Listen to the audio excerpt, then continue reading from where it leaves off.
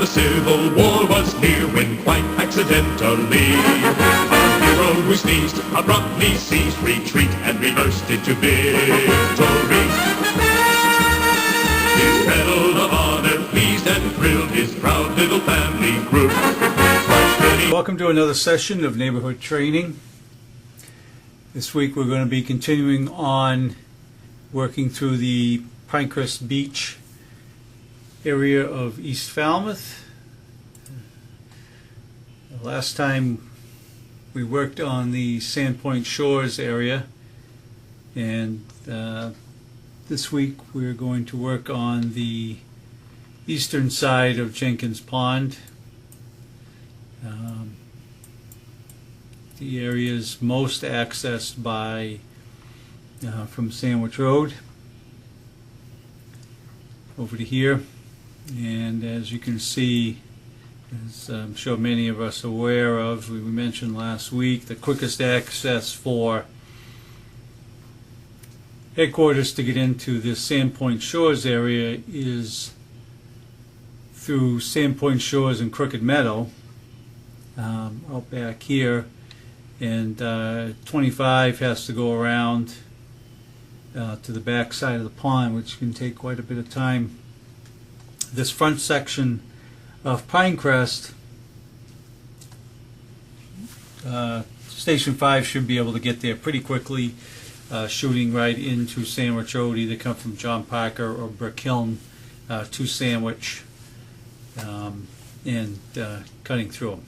So this the Pinecrest Beach neighborhood is basically from Candlepine Drive, Candlepine Circle, up here by Round Pond, all the way around this whole front section here, and running around over to Countrywood Lane over here, and of course this being Jenkins Pond. And we've been just for a lot of our distance records and all that, for this we're going to be using this little road here, Sandy Lane, which is a little small road off of Lakeshore Drive. And this area here, as I'm sure many of you are aware of, is was a seasonal area back in the 50s and 60s, and then the time period since, there's been a lot more year-round conversions, a lot more year-round residents, and they've occupied this area here. And this front section of Pinecrest Beach is looking about 300 to 350 houses. So that translates into about 600 or 700 people. It is outside of a 6-minute response from any of the stations. So we're looking at somewhere in the range of between 6 and 8 minutes for us to get in to this area. Pretty heavily populated, pretty densely populated. If you consider the front Pinecrest Beach area and the Sandpoint Shores, I think we're looking at 500 to 600 houses and well over 1,000 people, 1,000 to 1,500 people, which residents. And I'm sure many of you are aware that we have plenty of rescues in this area. We've had plenty of fires in this area over the years, so it's a pretty hot area for response. So it would behoove us to really know this area very well. There's still a few camps left over that initiated after World War II. So probably the initial constructions are probably in the late 40s, with a lot more seasonal places being built up in the 50s and 60s. Yep, let's zoom out here a little bit. Oh, there we go. Okay. And it can be confusing, but I think if the key to it is knowing what main roads that we can access and through. Okay, Sandwich Road running down here gives us good access. The primary road going in is Pinecrest Beach Drive, and that is coming into, here we go, okay. So Pinecrest Beach Drive is right over here, and we will zoom in here. Okay, all right. So Pinecrest Beach Drive comes in off of Sandwich and goes all the way around Jenkins Pond and ends up coming down and goes all the way around the pond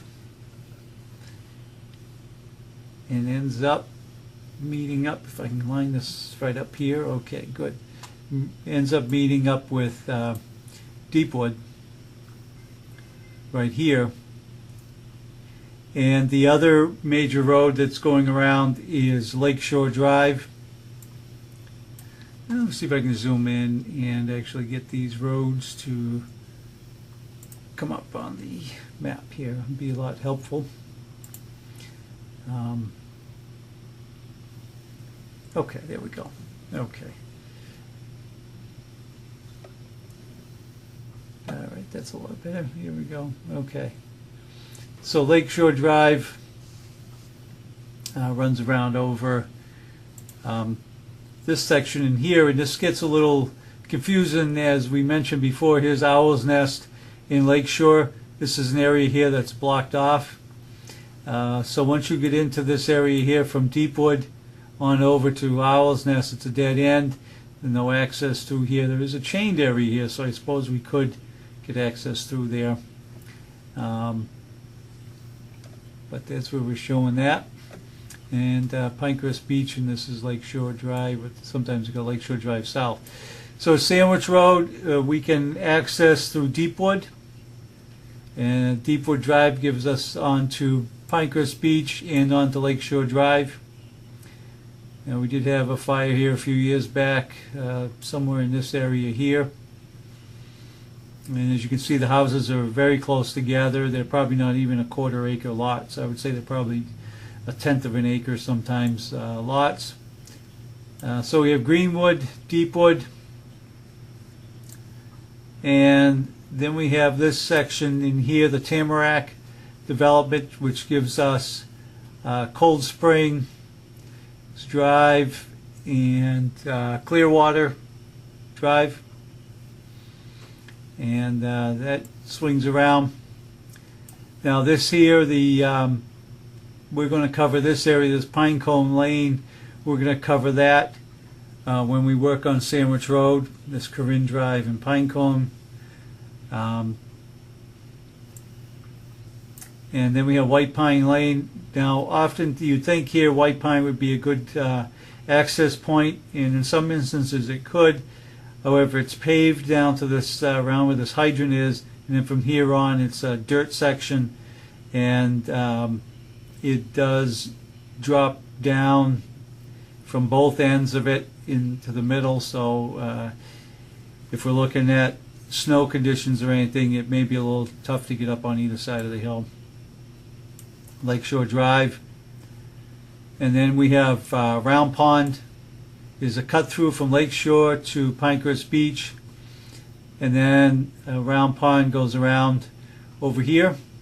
You can see hydrants everywhere in this neighborhood, which has been a real benefit. Then this section here, Pinecrest, you have Wedgewood, Sunset. Let's see if we can get this to come in here. Okay. We have this small Lakewood Drive, Sunset. There we go. Okay, there we go. That's better. Yep, Sunset, Lakewood, and Wedgewood in this area here. And we can see that Round Pond comes up and around. Now this section here They're calling this Wedgewood here, but I don't believe there's any houses off of it. This does not connect through here. This is probably just on the maps as you show there. And of course it's called Round Pond Road because this is Round Pond up over here. Then here's where we have a section of Lakeshore Drive. This gets a little narrower in here and meets up with Pinecrest Beach. This can be a little difficult intersection right here. And then this area here is where the Pinecrest Beach Association has one of their main beach right in here. There are quite a few access points along the area. I'm not sure whether they're going to be needed to be pointed out here or not, but if we do look on the map, or as the dispatchers will have access to the map, you can see these little slivers of land here, and they do have a fence or a gate or a sign, most of them. So if we had a swimmer or some sort of water emergency or something, this may be some access point to the water. And just as we see here, this is another small beach down here that is used by a lot of the folks at White Pine. Okay.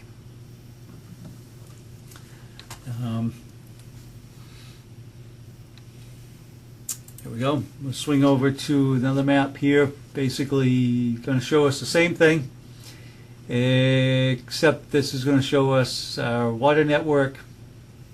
And you see, just by looking at it in a glance, we can see that there's water throughout this whole area. So we're in good shape as looking for hydrants.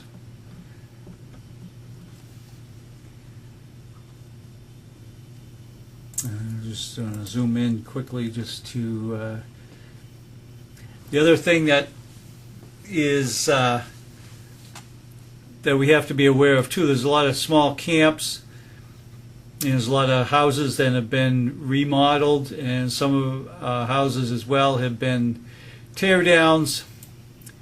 So there's really a disparity. There's really a difference in a lot of the buildings and structures in there. So you may be getting at an old camp. You may be getting something that has been built fairly recently. The other thing that we want to look at, I want to point out here, is the closeness of the lots, and also the topography. As we get close to the Jenkins Pond, it does drop off very sharply. I can't really see these contour lines here, but they're showing the dashed lines are showing 2-foot contours, and the larger lines are showing a 10-foot drop. And I wanted to show this here because a lot of these houses here are really set down, like this house here is set down lower than the road by probably 10 feet. I believe you're almost overlooking the house there. So just one of the things to think about that's particular to this area. If we're going there for a house fire, we're going there for a rescue, and it is a house that's on the pond, sometimes we do have difficult access. One of the benefits to having these houses and these lots, having small lots, is that the houses are very close to the road. So once we do get access to it, whether it's for a rescue or for a fire, we're basically talking houses that are only 25 to 50 feet off of the road. So there should be a quick access. We don't have to worry in too many cases here about long driveways like we have in other areas of town. We've got pretty good access to the houses in the area. This is the here's what we wanted to show here. This is the Tamarack and Clearwater development here, and it does show a water line connection between the Pinecone Lane development in this. I believe this is Cold Spring right up here. This is Clearwater, and Clearwater comes around down below, and then Tamarack comes over to Sandwich. Does show a water line connection, but no connection there. I want to run briefly over and look at see what the maps show as far as the block off to, here they show it up here. It's important to know, that especially with dispatchers, what roads are blocked off and what roads are not. Yeah, here we go up here. And we were mentioning last week, or one of the presentations was about the large house at the end of Owl's Nest. And this shows that number 42 Owl's Nest, which we looked across from the Sandpoint Shores Beach. These houses at the end of Owl's Nest do have some long driveways, some long access in these areas here. On this back side of Pinecrest Beach Drive, have some longer driveways on the back side, but on the front side there's not so much. Let's take a look now at some of the pictures of the some of the houses in the area, and we'll swing off on this one. Here is just a picture of an old camp. Here we go. An old camp that's looks like it's seen better days. But this is typical of some of the houses that are in the area, and some of these places still exist. We have the porch in the front in basically a one-story. Probably the framing is not very good. In fact, I bet you if we looked, we'd probably find 2x4 roof rafters. Very seasonal in nature. We make a quick determination whether it's occupied or unoccupied. This one here, I'd probably take a quick shot that it was not occupied. But you never can tell. There's a lot of elderly folks that live out there that really just hunkered down in their camp. Now this is, I was mentioning before about the topography and the drop-off. Here's a house. This is taken from street level here, and then we're looking out, and we're actually looking over the top of an old camp right on Jenkins Pond. Quite a drop, probably a 10-foot drop over probably 10 feet off the road. It's right down. So just something to be aware of. And then this just shows the close proximity of the houses. This is a house that we had a fire in probably 5 years ago. They've rebuilt the house in the meantime. And then we have this house over here. And behind this tree actually drops off very quickly, probably 10 to 15 feet, pretty quickly down. So here's two houses probably on not even on a quarter-acre lot. So we do have pretty small, probably only 10 feet or so between the two dwellings, which is important as far as if we have one dwelling that's fully involved. We would have an exposure problem with one next to it. This here is just showing the blocked off access from Lakeshore Drive in Owl's Nest. Here is just a chain with some flags on it and a little pathway over to the left. If you haven't been down there, you'll be able to see that.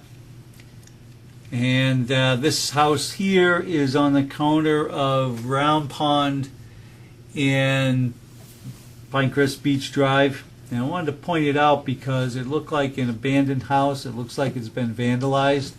It doesn't look like it's occupied.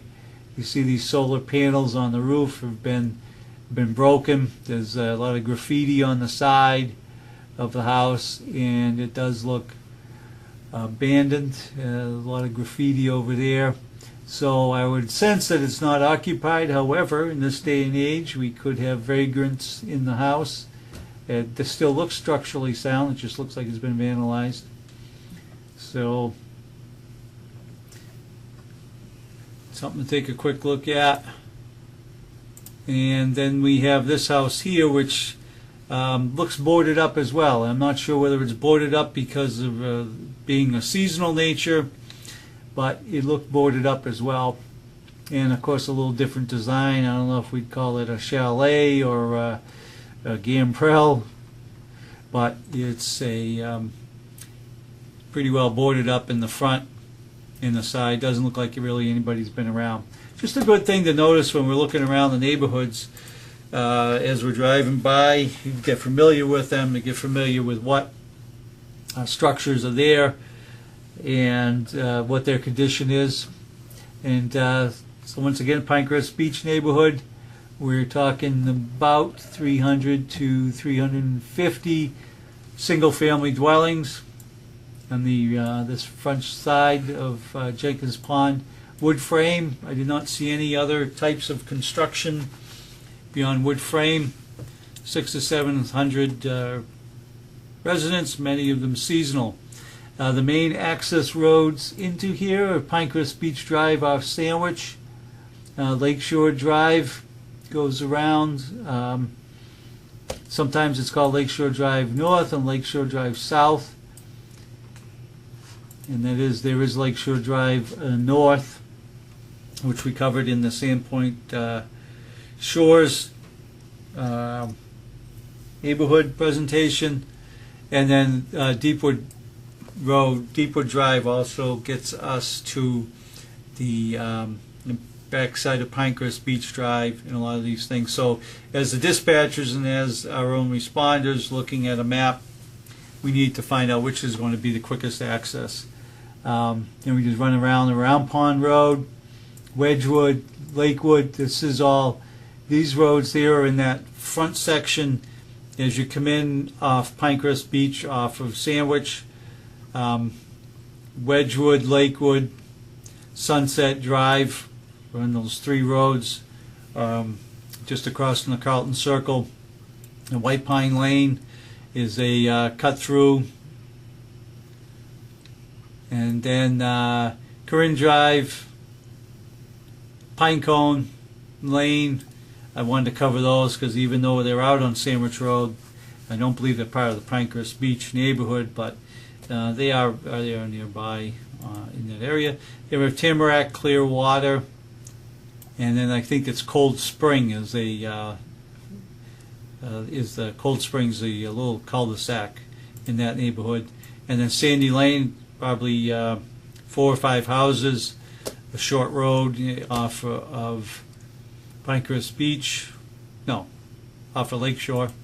There were Greenwood, and then Countrywood is, Countrywood, what did I do? Yeah. Countrywood off of the backside of Pinecrest Beach. As we mentioned before, Owl's Nest Lakeshore Drive blocked. Small lots. The advantage is that the houses are close to the road. Disadvantage is with possible exposure issue. Then we'll look at our response times. Response, obviously, we're still talking about Station 5 rescue, still 25, 21, 25, 21, 26 for first alarm. And then our travel distances from Station 5 to Sandy Lane or anywhere in that area is 3 miles. Access is either through John Parker to Sandwich or from Brick Hill to Sandwich. They're probably just about the same travel distance wise, a little bit more traffic on one road or the other. It's not always about being the shortest, it's also about the traffic and the road conditions, and John Parker can be fairly curvy, so we have to go a lot slower. But we're looking at over 6 minutes, we're looking at 7 minutes. Station 1, coming right down Sandwich Road, might be able to get there and go a lot faster and get there probably just a minute after. So we should be arriving, 2 engines should be arriving at a scene pretty quickly. The third engine, you're probably a couple minutes behind, but not really too far behind, probably only half mile or so behind. If we have to call another rescue or we're calling another engine for some reason that one's out, Station 3 is almost 6 miles away, and Woods Hole is 7 miles away. So we've got well over 10-minute, 15-minute response time for these extra stations. So that about wraps that up for the Pinecrest Beach neighborhood. And thank you very much. Stay safe and eat healthy.